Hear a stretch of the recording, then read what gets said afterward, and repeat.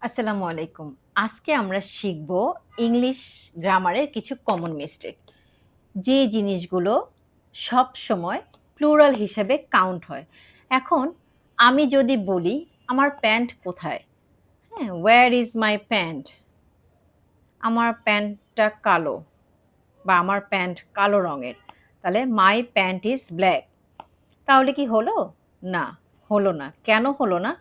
কারণ আমি প্যান্টের পরে is বলেছি, রাইট? এ কারণে হলো না, এগুলো আমাদের কমন মিস্টেক আমরা সবসময় করি। তাহলে এগুলো কখনোই হবে না। আমাদের কি হতে হবে?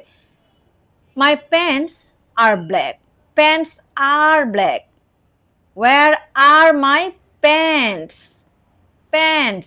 প্যান্ট হবে না, pants. Scissors. The scissors are on the table.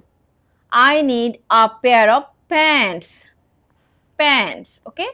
তাহলে এগুলো কেন প্লুরাল হয়? Why they are plural? Standard ইংলিশে যে জিনিসগুলো এককভাবে ইউজ করা যায় না, ধরেন আমরা যখন প্যান্ট পরি তখন তো শুধু এক পায়েই পরি না, দুই পায়ে পরি, রাইট? চশমার ক্ষেত্রেও তাই, লেন্সের ক্ষেত্রেও তাই।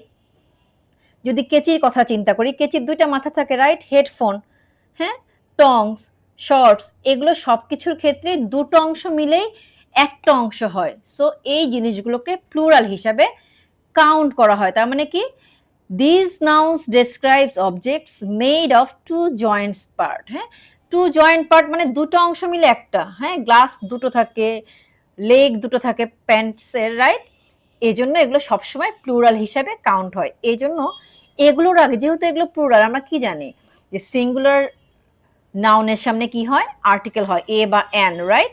এখানে কিন্তু সেটা হবে না। হবে যদি আপনি এভাবে বলেন আ পেয়ার অফ, যদি আমরা ইউজ করি কি আ পেয়ার অফ, তাহলে a pair of pants, a pair of scissors, a pair of glasses. হ্যাঁ, তাহলে pants, jeans, scissors, shorts, glasses, headphones, tongs, tweezers, these are the things we are using কি দুটো করে একসাথে, রাইট? দুটো পার্ট মিলে একটা পার্ট হচ্ছে, তাহলে প্লুরাল হিসেবে হবে।